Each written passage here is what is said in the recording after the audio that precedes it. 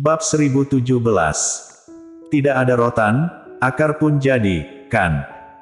Tepat pada saat itu juga, Audrey Han terbawa suasana.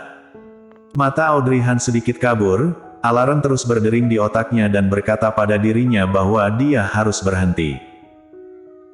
Tapi tubuhnya tidak bisa melawan, di bawah desakan penampilan seksi Colden Ye saat ini. Audrey Han secara perlahan meletakkan tangannya di leher Colden Ye dan mulai merespons dengan membabi buta. Dia tidak merespon, dan selalu berusaha sebelumnya, membuat Colden Ye sangat kewalahan. Tapi sekarang, setelah dia mulai merespon, Colden Ye baru menyadari betapa buruknya hal itu. Ternyata Colden Ye hanya ingin menggoda. Tidak ada rotan, akar pun jadi, kan? Tapi sekarang, ketika Audrey Han mulai meresponnya, dia tiba-tiba merasa bahwa orang yang menindihnya tiba-tiba berbalik dan duduk di tepi tempat tidur.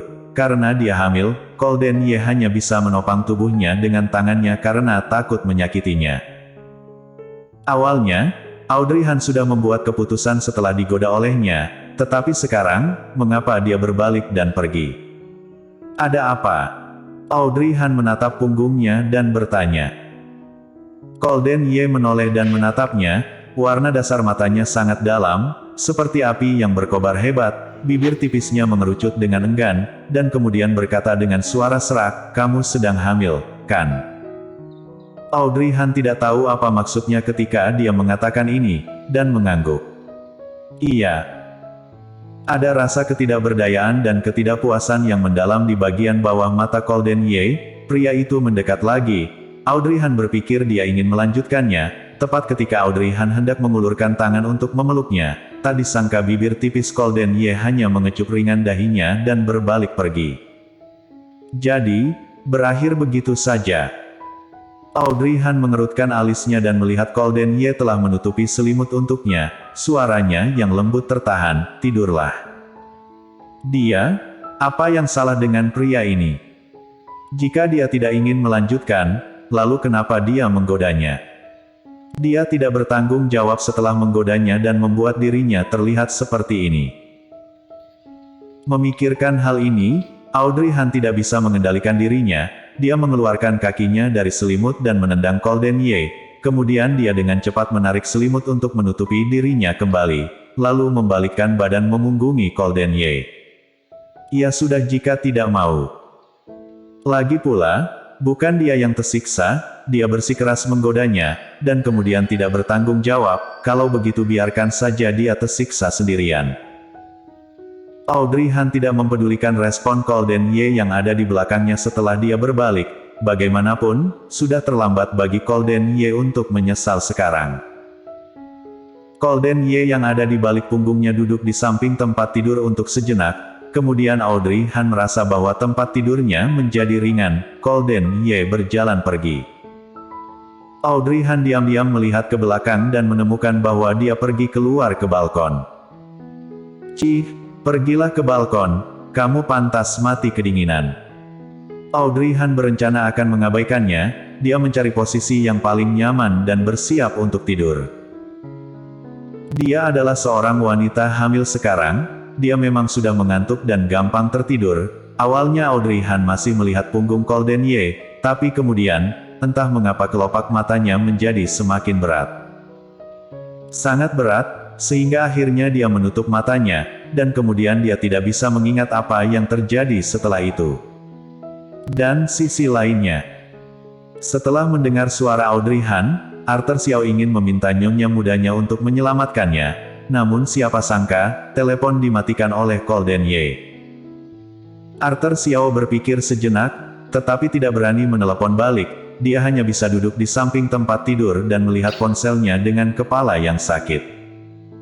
Daripada memberinya tugas seperti itu, lebih baik menyuruhnya mati sekalian.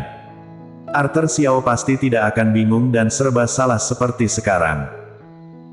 Setelah menunggu sekian lama, Arthur Xiao belum juga menerima telepon dari Colden Ye lagi. Arthur Xiao bahkan berpikir bahwa dia sebaiknya pergi tidur, dan kemudian berpura-pura bahwa Colden Ye tidak menelepon sama sekali malam ini.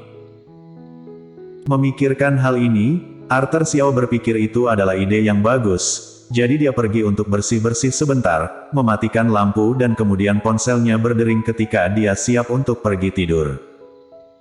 Arthur Xiao meraih ponsel dan melihat isi pesan, kemudian dia hampir pingsan. Pesan itu dikirim oleh Golden Ye, dengan hanya satu kalimat. Aku membutuhkan berkasnya lusa. Lusa. Dia ingin bertanya pada Golden Ye apakah dia tahu hari ini sudah larut malam, jika dia tidur sekarang, maka hanya ada satu hari tersisa sampai lusa, apalagi dia harus bekerja di siang hari. Setelah memikirkannya, Arthur Xiao merasa harus mengulur waktu untuk dirinya sendiri. Jadi dia mengeluarkan ponselnya dan mulai mengetik. Golden Ye duduk di kursi balkon dengan kaki panjang yang terlipat dan matanya tertutup. Meskipun raut wajahnya datar, namun kerutan di wajahnya sepertinya sedang menahan sesuatu, walaupun sekarang sedang musim dingin, dahinya masih mengucurkan keringat dingin. Ding! Ponsel berdering sejenak, Golden Ye menunduk dan melihat bahwa itu adalah pesan teks yang dikirim oleh Arthur Xiao. Tuan Muda Ye, dapatkah Anda memberiku waktu tambahan 2 hari lagi? Tugas ini sangat sulit. Golden Ye mengetik tanpa ekspresi. Tidak. Jadi, apakah ini lusa pagi atau malam? Jam 8 pagi. Arthur Xiao terkulai lemas. Dalam hati saya, tampaknya ada 10.000 ekor alpaka sedang bersiul sambil berlari. Arthur Xiao sangat ingin mengutuk dan bertanya pada Golden Ye. Tapi, akhirnya, Arthur Xiao meletakkan ponselnya, melengos berbaring dari posisi duduknya, menutupi dirinya dengan selimut, dan kemudian menutup matanya dengan tenang. Yah, sangat damai. Karena dia telah meramalkan tingkat kesulitan tugas ini, mungkin saja dia akan benar-benar berpulang dengan tenang. Hehe. Dia seharusnya tidak bertanya karena sudah tahu sifat Tuan Muda Ye, lagi pula, Tuan Muda Ye tidak mengatakan kapan waktu spesifiknya, dia hanya berkata lusa, jadi dirinya bisa menganggapnya lusa malam. Sekarang, dia seperti menggali lubang sendiri dan melompat sendiri. Gita belum mencari pekerjaan lain sejak dia mengundurkan diri, dia sudah lama tidak pulang, sebenarnya, ada alasan di baliknya, sebelumnya dia hendak melarikan diri ke luar negeri bersama Audrey Han. Jadi dia berhenti dari pekerjaannya di Departemen Keuangan Yes Corp. Direktur Departemen Keuangan kebetulan adalah ayahnya, dia sangat marah dengan pengunduran diri Gita, karena posisi pekerjaan yang begitu bagus itu, jika dia tidak menginginkannya lagi, maka akan segera digantikan oleh orang lain. Ketika dia menyesal, dia tidak akan memiliki kesempatan untuk kembali lagi. Tetapi saat itu Gita berpikir bahwa Golden Ye adalah pria brengsek dan tidak ingin terus bekerja di perusahaannya, dia bahkan menasihati ayahnya untuk tidak bekerja pada si brengsek, yang membuat ayahnya memarahinya. Ayahnya juga menunjuk hidung Gita sambil mengatakan bahwa jika bersikeras mengundurkan diri, ayahnya tidak akan menganggapnya anak lagi dan menyuruhnya untuk jangan kembali selamanya. Saat itu, Gita juga masih muda, jadi dia sangat temperamental. Awalnya, dia ingin membujuk ayahnya, tetapi dia tidak menyangka bahwa sikap ayahnya begitu keras, sehingga dia merasa gengsi untuk bersikap lunak. Alhasil Gita langsung memutuskan hubungan antara ayah dan anak dengan ayahnya, dan berkata dia tidak akan kembali. Dalam sekejap mata, bertahun-tahun telah berlalu, ayahnya sama sekali tidak meneleponnya, dan baik ayah maupun putrinya, mereka tidak berusaha untuk saling menghubungi. Hanya ibunya yang akan meneleponnya setiap tahun, dan bertanya kapan dia akan kembali. Gita sedang berpikir saat ini, mengapa orang yang meneleponnya itu bukan ayahnya. Ayahnya saja tidak meminta dirinya untuk kembali, tidakkah akan sangat memalukan jika dia pulang? Bersambung.